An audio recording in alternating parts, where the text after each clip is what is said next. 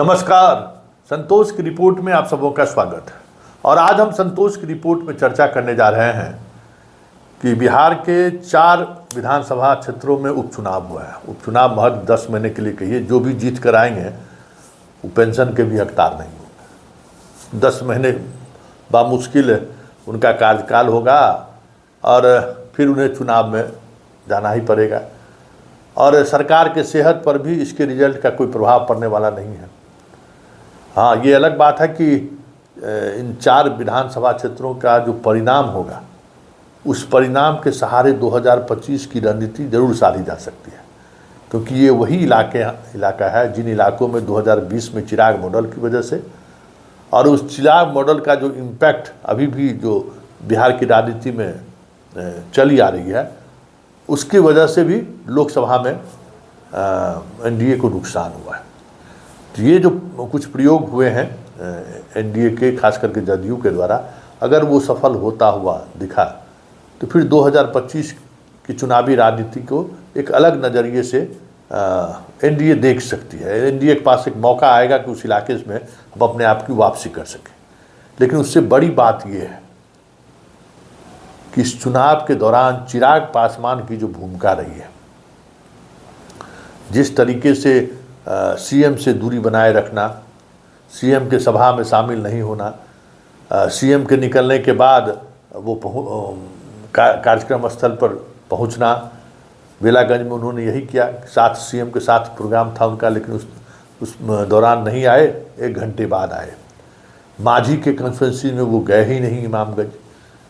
उसी तरीके से तरारी और रामगढ़ में भी जिस तरीके का की उम्मीद बीजेपी ने लगा रखी थी, उस उम्मीद पर चिराग कहीं खड़े होते हुए नहीं दिखे। जेपी नड्डा का बिहार आने के पीछे भी एक बड़ी वजह यह भी थी कि एनडीए के गठबंधन के अंदर कुछ भी ऐसी बातें ना हो जिस वजह से गठबंधन में विवाद होता हुआ दिखाई दे। वो भी प्रयास उनका विफल रहा। कहने के बावजूद भी वो जीतन राम मांझी के कंस्टिट्यूंसीज में नहीं गए और वहाँ बार बार उनके पार्टी के तरफ से ये कहा भी गया कि सामने वाले पासवान उम्मीदवार हैं तो उनको आना चाहिए, लेकिन वो गए नहीं। क्यों नहीं गए? सर्वविदित है कि रिजर्वेशन पॉलिसी को लेकर जीतन राम मांझी जिस तरीके से खुलकर बात करते हैं वो चिराग को पसंद नहीं है। लेकिन बड़ी बात ये है और बड़ा सवाल भी है कि जीतन राम मांझी उसी सियासत को साध रहे हैं जिस सियासत की नींव नीतीश कुमार ने बिहार की राजनीति में रखा था, दलित और महादलित का। और आने वाले समय में 2025 के विधानसभा चुनाव से पहले ये तय मानिए कि नीतीश कुमार उस राजनीति को फिर से हवा देंगे और चिराग पासवान उस हवा का संकेत समझ नहीं रहे हैं कि सियासत कहाँ जा रही है, किस दिशा में जा रही है। क्योंकि मोदी के लिए हनुमान भले चिराग हो सकते हैं, लेकिन मोदी के लिए नीतीश आवश्यकता है। उसके बगैर बिहार की राजनीति वो सोच नहीं सकते हैं, क्योंकि उनको पता है कि जब कभी भी उन्होंने सोचने की कोशिश की, औंधे मुंह वो गिरे हैं। इसलिए बिहार के राजनीतिक मुद्दों पर वो न बात करना चाहते हैं, न राजनीतिक मुद्दों पर कुछ सलाह देना चाहते हैं, क्योंकि उन्होंने अपनी सारी ताकत लगा ली है 2025 के चुनाव से पहले। जिस तरीके से चीज़ें आई हैं सामने, पहले उन्होंने सब कुछ देख चुका है। देखने कहते हैं ना कि उसका एहसास उन्हें हो चुका है कि भाई बिहार में कुछ होने वाला नहीं है। जब तक नीतीश हैं तब तक बाएं दाएं सोचना भी खतरा मोल लेने जैसा है। ऐसे में जीतन राम मांझी को लेकर चिराग का जो रोल रहा है, चिराग जिस तरीके से जीतन राम मांझी को नज़रअंदाज करने की कोशिश की है, जीतन राम मांझी को कितना नुकसान होगा वो तो परिणाम सामने आने के बाद पता चलेगा, क्योंकि वहाँ राजद से सीधा उनका फाइट है। पासवान कोई वहाँ निर्णायक वोट है नहीं।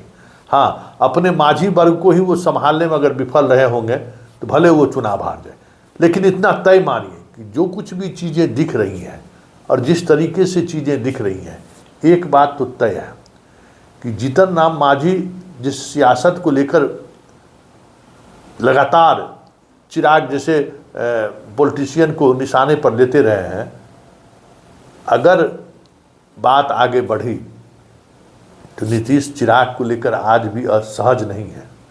नीतीश चिराग को लेकर आज भी उनके दिल में वो कह सकते हैं ना कि टिस अभी भी बना हुआ है।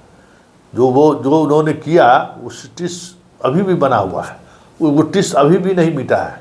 ऐसे में आने वाले समय में जीतन राम मांझी के सहारे ही नीतीश चिराग को निपटा दे तो ये भी कोई बड़ी बात नहीं होगी। चिराग जिस तरीके की सियासत कर रहे हैं और जिस अंदाज में कर रहे हैं और जिस तरीके से नीतीश को भी नज़रअंदाज कर रहे हैं, तो आज भले ही कह सकते हैं कि वो मिजाज और वो ताकत ना हो नीतीश कुमार का, वो मानसिक कह सकते हैं कि मजबूती ना दिखे, लेकिन आज भी लोग कहते हैं कि इतना दिमाग उनका जरूर काम कर रहा है कि राजनीतिक रूप से किसको कैसे निपटाना है उसको समझने में उनको देर नहीं लगती है। उसको लेकर उनका दिमाग बहुत फास्ट चलता है।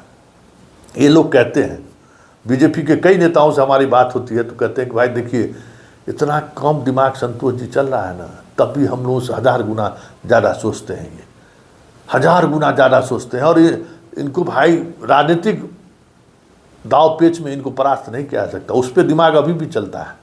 कुछ बयान अगर कुछ बोल दिए आपको तो बड़ी क्विक नोटिस लेते हैं, बाकी बातों पर नोटिस ले चाहे नहीं ले, राजनीतिक मुद्दों पर ये एकदम संजीदा है और तुरंत नोटिस लेते हैं। तो ऐसे में ये तय मानिए कि इमामगंज का परिणाम कुछ भी हो, 23 के बाद बिहार की राजनीति में बड़ा खेला होगा, ये तय मानिए। इमामगंज में जीतन राम मांझी की हार होती है या जीत होती है, मसला ये नहीं है। मसला ये है कि दलित का बिहार का नेता कौन, चिराग या जीतन राम मांझी। अब ये सीधे सीधे तौर पर आमने सामने होता हुआ दिख रहा है। ऐसे में जीतन राम मांझी को परोक्ष रूप से नीतीश कुमार का साथ मिल जाए तो ये भी कोई बड़ी बात नहीं है। और कहते हैं ना कि बैठे बैठाए नीतीश कुमार को एक मुद्दा मिल गया है, बैठे बिठाए, क्योंकि जीतन राम मांझी चुप बैठने वाले लोग नहीं हैं। जीतन राम मांझी हमला करेंगे और जोरदार तरीके से हमला करेंगे, ये भी तय है। क्योंकि जो जिस तरीके से इस चुनाव में चिराग पासवान ने जदयू के साथ भी, बीजेपी के साथ भी बहुत ज़्यादा वो खुलकर चुनाव प्रचार में नहीं दिखे, जिस तरीके से चिराग चतरा को लेकर पूरी ताकत उन्होंने झोंक दी, सारे पार्टी के पदाधिकारी सांसद को वहाँ उतार दिया। जबकि भाजपा जदयू के सारे सांसद विधायक मंत्री सभी बिहार में कैंप कर रहे थे, लेकिन कहीं दूर दूर तक चिराग की उपस्थिति देखने को नहीं मिला है। और नीतीश कुमार तो यही चाहते हैं कि उनको मौका मिले चिराग को निपटाने के लिए, और ये एक बड़ा मौका आने वाला है। तो आप समझ सकते हैं कि नीतीश कुमार को मौका मिले और वो कभी हाथ से जाया देते हैं क्या। भले पारस मकान खाली कर दिए हों, निर्धारित तिथि से पहले ही खाली क्यों नहीं कर दिए हों, अभी भी सबको पता है कि रामविलास पासवान का बंगला किसने खाली करवाया है। सबको पता है कि चिराग पासवान के परिवार में टूट किसने करवाई है। सबको पता है कि चिराग पासवान को राजनीति में पटकनी देने की रणनीति बनाने वाला कौन है, सबको पता है। इसलिए ये तय मानिए कि नीतीश कुमार, जीतन राम मांझी अगर एग्रेसिव हुए